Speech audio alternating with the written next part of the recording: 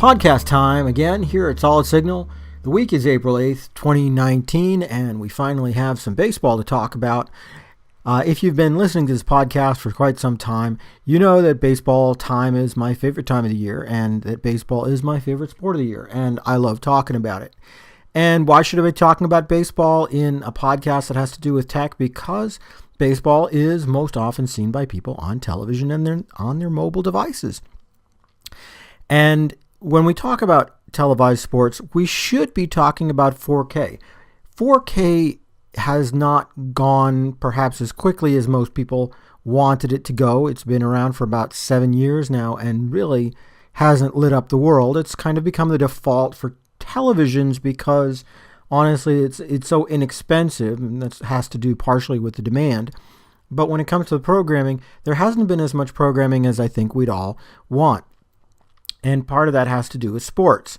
It was sports that really drove the HD revolution because people wanted to see sports in a widescreen, big screen kind of environment. That makes a lot of sense. So why hasn't sports been the big driver of 4K? I wish I had a good answer for that, because I think if there was a good answer, we could solve it, and then we'd all have a lot more 4K content. You know, it was expensive for stadiums to go to HD, and a lot of them took their sweet time, I grant you that, but they all did, and they were all anxious, and the fans kind of wanted it, and yet you're not seeing that as much with 4K. And I don't know that it's really any more expensive to convert over to 4K than it was to convert to HD. I guess the difference is that when stadiums went to HD, they also added a bunch more cameras. If you look at baseball coverage today, it's really amazing how many different angles they happen to have and how close they can appear to get to these different positions.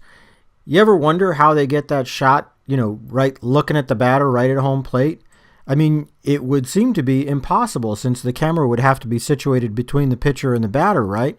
Most often, that particular shot comes from way back in center field and uses a very, very long lens. But the quality is so good that you don't notice a difference. And it seems to me that that would be a very expensive camera to replace and a very expensive lens to replace. So I think that's a big part of it.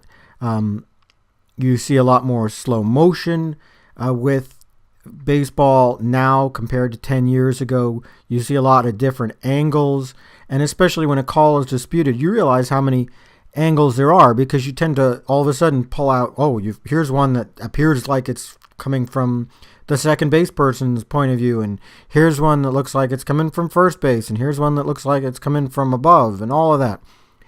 And that's when you realize that your average stadium probably has 32 cameras which are recording all at once. If they were all upgraded to 4K, that would be 4 times the storage and all new cameras and stuff like that. That's not a very good excuse, but it is a fact. The fact is that there's a lot of money put into HD, a lot more money than was ever put into SD, and the upgrading process can be kind of difficult. Another true thing about baseball is that not every stadium has the ability to satellite uplink 4K. That's something that you can change with a new truck, but those trucks are expensive too.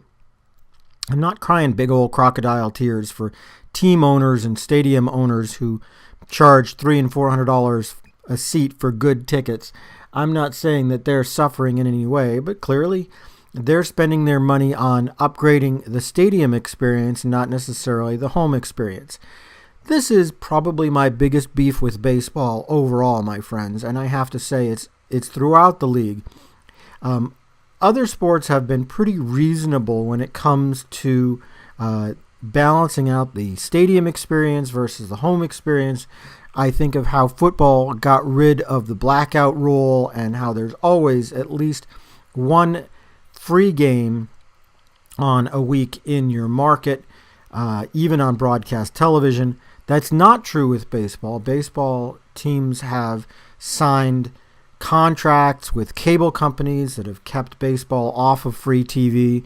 They've upgraded the stadium experience to try to justify those $300 and $400 seats with better food and better owner suites and stuff like that. And I think that's great that the stadiums are being upgraded, but sad that many fans will never get to experience it because they're simply not willing to go to the stadium for whatever reason. They would like to just sit at home and watch some baseball or go to a local sports bar and watch some, spend time with friends enjoying the game. And yes, if you've got MLB extra innings, you're getting a great experience unless you're blacked out, and that's unfortunate when that happens. If you are interested in watching baseball without having a satellite or cable subscription, you can subscribe online, which works, or you can just go to your local sports bar, which also works great. And I got to put in a plug there. It sure would be great if you would patronize some of those companies. They're probably local businesses and interested in just staying afloat, just like you are. So there's a lot of ways to watch baseball, but it's still not 4K. You will see, on average, it seemed like last year and the year before, maybe a dozen games over the course of the season that are in 4K on DirecTV, and I'd love it if all of them were. I know DirecTV's satellites are ready. AT&T stands completely behind 4K, and they're just waiting for the content to catch up. Unfortunately, it seems like that has not happened, and I hope that it will. I hope that baseball gets on the ball, as it were, and upgrades as a league to 4K. I would actually like to see them upgrading probably to 8K hardware now, so that they would have an easier time with any future transition. As we move to a future where streaming is more and more important, it would be easier to move from 4K to 8K as people simply want to do that. And so now would be the time to make those big jumps and not just wait. Anyway, that's about it for me at the Solid Signal podcast this week. Do me a favor and shop at solidsignal.com. They are the folks who underwrite this podcast, and I sure know that they would appreciate it. Anyway, that's all I've got. Have a great week.